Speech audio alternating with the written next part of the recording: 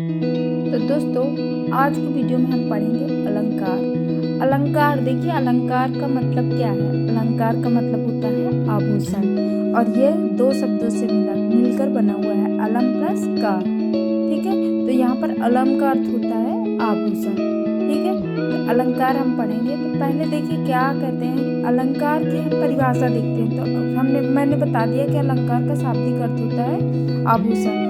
जिस प्रकार क्या होता है कि स्त्री की शोभा किससे, आभूषण से होती है, उसी प्रकार जो काव्य है ना, उसकी शोभा किससे होती है, अलंकार से होती है। अर्थात जो किसी वस्तु को अलंकृत करे वही क्या कहलाता है, अलंकार कहलाता है। या हम संक्षेप में यह भी कह सकते हैं कि काव्य शरीर अर्थात भाषा को शब्दार्थ से सुसज्जित तथा सुंदर बनाने वाले चमत्कारपूर्ण मनोरंजक ढंग को अलंकार कहते हैं। अलंकारोति इति अलंकार, मतलब जो अलंकृत करता है वही अलंकार है। ठीक है, भारतीय साहित्य में क्या है, कई अलंकार हैं। अनुप्रास अलंकार, उपमा अलंकार, रूपक अलंकार, यमक अलंकार, श्लेष अलंकार, उत्प्रेक्षा अलंकार, संदेह अलंकार, अतिशयोक्ति अलंकार आदि प्रमुख अलंकार हैं। तो हम अलंकार को डिटेल में देखेंगे। चलिए जानते हैं क्या है अलंकार। देखिए, काव्यों की सुंदरता बढ़ाने वाले यंत्रों को ही क्या कहते हैं, अलंकार कहते हैं। इसमें है, जिस प्रकार मनुष्य अपनी सुंदरता बढ़ाने के लिए विभिन्न आभूषणों का प्रयोग करता है, उसी तरह काव्यों की सुंदरता बढ़ाने के लिए अलंकार का उपयोग किया जाता है। ठीक है, तो अलंक तथा भूषण अर्थात अलंक अर्थात आभूषण, ठीक है, अर्थात सुसज्जित करने वाला। समझ में आ गया।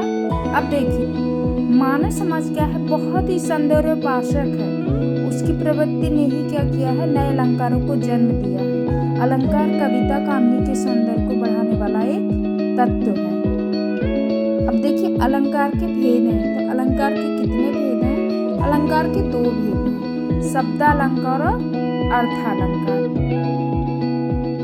तो शब्दालंकार क्या है, दो हैं, अलंकार के दो भेद बता दिए मैंने, शब्दालंकार और अर्थालंकार। शब्दालंकार, जो अलंकार शब्दों के माध्यम से काव्यों को अलंकृत करते हैं वो क्या कहलाते हैं, शब्दालंकार कहलाते हैं। यानी किसी काव्य में कोई विशेष शब्द रखने से सौंदर्य आए और कोई पर्यायवाची शब्द रखने से लुप्त हो जाए तो यहाँ क्या कहलाता है, शब्दालंकार कहलाता है। शब्दालंकार के भी तीन भेद हैं। पहला है अनुप्रास अलंकार, दूसरा यमक अलंकार और तीसरा श्लेष अलंकार। अब हम अनुप्रास अलंकार, यमक अलंकार और श्लेष अलंकार को डिटेल में जानेंगे। तो नीचे चलते हैं। देखिए, पहला है अनुप्रास अलंकार। तो अनुप्रास अलंकार क्या है, देखिए, अनुप्रास शब्द दो शब्दों से मिलकर बना है। किससे, अनु प्लस प्रास। यहाँ पर अनु का अर्थ होता है बार बार और प्रास का अर्थ होता है वर्ण। जब किसी वर्ण की बार बार आवृत्ति होती है तो जो चमत्कार होता है उसे हम क्या कहते हैं, अनुप्रास अलंकार कहते हैं। ये कह सकते हो कि जब किसी काव्य को सुंदर बनाने के लिए किसी भी वर्ण की बार बार आवृत्ति हो तो वह अनुप्रास अलंकार कहलाता है। किसी विशेष वर्ण की आवृत्ति से वाक्य सुनने में सुंदर लगता है। जैसे एग्जाम्पल देखिए, चार चंद की चंचल किरणें खेल रही थी जल थल में। तो ऊपर दिए गए उदाहरण में आप देख सकते हैं कि चा वर्ण की क्या हो रही है, बार बार आवृत्ति हो रही है और आवृत्ति से वाक्य का क्या हो रहा है, सौंदर्य बढ़ रहा है। अतः यह अनुप्रास अलंकार का उदाहरण होगा। दूसरा है, देखिए, यमक अलंकार। अब यमक अलंकार क्या है, यमक का अर्थ होता है दो। यमक शब्द का अर्थ क्या होता है, दो। जब एक ही शब्द ज्यादा बार प्रयोग हो पर हर बार क्या हो, उनका अर्थ अलग अलग आए, वहाँ पर क्या होता है, यमक अलंकार होता है। ये कह सकते हैं, जिस प्रकार अनुप्रास अलंकार में किसी एक वर्ण की आवृत्ति होती है, उसी प्रकार यमक अलंकार में क्या होता है, किसी काव्य का सौंदर्य बढ़ाने के लिए एक शब्द की बार बार आवृत्ति होती है, दो बार प्रयोग किए गए हैं, लेकिन उनका जो शब्द का अर्थ होता है वो अलग अलग हो जाता है। कैसे, जैसे देखिए क्या है, काली घटा का घमंड घटा। घटा और घटा यहाँ पे दो है, काली घटा का घमंड घटा। तो घटा और घटा दो है, घटा घटा है, लेकिन दोनों शब्द का अर्थ अलग अलग है। कैसे, यहाँ घटा शब्द की आवृत्ति भिन्न भिन्न अर्थ में हुई है। पहले घटा शब्द का अर्थ है वर्षा काल में उड़ने वाली मेघमाला, और दूसरी बार घटा का अर्थ क्या हुआ, कम, घटना यानी कम होना। यहाँ क्या है, यमक अलंकार है। यमक अलंकार की यही पहचान है कि एक ही वर्ण की आवृत्ति 2 बार होती है और दोनों का मीनिंग अलग अलग होता है। एक और एग्जाम्पल है यमक अलंकार का, बोल सकते हैं कनक कनकते 100 गुनी माँ दखते अधिकार, वाह खाए बौराए न वाह पाए बौराए। अब देखिए तीसरा है श्लेष अलंकार। तो श्लेष अलंकार क्या है, दोनों अलंकारों से भिन्न है। श्लेष अलंकार ऊपर दिए गए दोनों अलंकारों से अलग है। कैसे, श्लेष अलंकार में एक ही शब्द के विभिन्न अर्थ होते हैं। उसमें क्या होता है, एक ही शब्द की बार बार आवृत्ति होती है। किसमें, अनुप्रास अलंकार में। यमक अलंकार में क्या होता है, एक ही शब्द की 2 बार आवृत्ति होती है और दोनों का मीनिंग अलग अलग होता है। श्लेष अलंकार में क्या होता है, एक ही शब्द की कई बार आवृत्ति होती है और सबके मीनिंग अलग अलग होते हैं। वहाँ पे श्लेष अलंकार कहलाता है। कैसे, उदाहरण देखिए, रहीमन पानी राखिए बिन पानी सब सून, और पानी गए न उबरे मोती मानुष चून। तो इस दोहे में क्या है, रहीम जी ने पानी को 3 अर्थों में प्रयोग किया। कैसे, पानी का पहला अर्थ क्या है, मनुष्य के संदर्भ में है, जब इसका मतलब विनम्रता से है। रहीम कह रहे हैं कि मनुष्य में हमेशा विनम्रता, पानी होना चाहिए, विनम्रता होना चाहिए। और पानी का दूसरा अर्थ क्या हो गया यहाँ पे, आवा, तेज या चमक से है, जिसके बिना मोती का कोई मूल्य नहीं है। और पानी का तीसरा अर्थ यहाँ पे क्या है, जल से ही है, जिसे आटे चून से जोड़कर दर्शाया गया है। तो रहीम का कहना है कि जिस तरह आटे का अस्तित्व पानी के बिना नम्र नहीं हो सकता, नरम नहीं हो सकता, और मोती का मूल्य उसकी आवा के बिना नहीं हो सकता, उसी तरह मनुष्य को भी अपने व्यवहार में हमेशा पानी यानी विनम्रता रखना चाहिए, जिसके बिना उसका मूल्यह्रास होता है। अतः यहाँ उदाहरण क्या है, श्लेष अलंकार है। श्लेष अलंकार के अंतर्गत ये उदाहरण आता है। शब्द अलंकार पढ़ लिया, अब हम अर्थालंकार पढ़ते हैं। अर्थालंकार क्या है, देखिए, जब किसी वाक्य का सौंदर्य उसके अर्थ पर आधारित होता है तब यह क्या कहलाता है, अर्थालंकार कहलाता है। यह कह सकते हैं कि जहाँ पर अर्थ के माध्यम से काव्य में चमत्कार हो जाता है, वहाँ पे क्या हो जाता है, अर्थालंकार हो जाता है। अब अर्थालंकार के कितने भेद हैं, 5 भेद हैं। कौन कौन से, उपमा अलंकार, रूपक अलंकार, उत्प्रेक्षा अलंकार, अतिशयोक्ति अलंकार और मानवीकरण अलंकार। तो हम डिटेल में देखेंगे। पहले हम देखते हैं विस्तार से उपमा अलंकार। तो देखिए उपमा अलंकार क्या है, पहला है उपमा अलंकार। तो उपमा शब्द का जो है अर्थ होता है वो क्या होता है, तुलना। ये कह सकते हैं जब किसी व्यक्ति या वस्तु की तुलना किसी दूसरे व्यक्ति या वस्तु से की जाए, वहाँ पर क्या हो जाता है, उपमा अलंकार हो जाता है। उप का अर्थ होता है समीप से और पा का अर्थ होता है तोलना या देखना। समीप से तोलना या तुलना करना या देखना। अतः जब 2 भिन्न वस्तुओं में समानता दिखाई जाती है तब वहाँ पर क्या हो जाता है, उपमा अलंकार हो जाता है। जैसे उदाहरण देखिए, कर कमल सा कोमल है, कर कमल सा कोमल है, अर्थात यहाँ पैरों को कमल के समान कोमल बताया गया है। यहाँ पैरों को क्या है, कमल से तुलना की गई है, अतः यहाँ क्या हो गया, उपमा अलंकार हो गया। ठीक है। या एक उदाहरण और है, सागर सा गंभीर हृदय हो, गिर सा ऊंचा हो जिसका मन। सागर सा गंभीर हृदय हो, गिर सा ऊंचा हो जिसका मन। देखिए उपमा के अंग हैं, कितने अंग हैं, उपमेय, उपमान,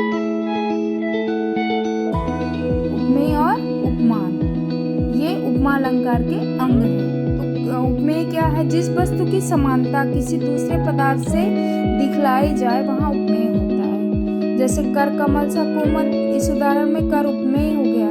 ठीक है। उपमान क्या है, उपमेय को जिसके समान बताया जाए उसे उपमान कहते हैं। उदाहरण जैसे कमल क्या हो गया, इसमें उपमान हो गया। समझ में आ गया। अब देखिए नीचे चलते हैं, रूपक अलंकार देखते हैं। तो रूपक अलंकार क्या है,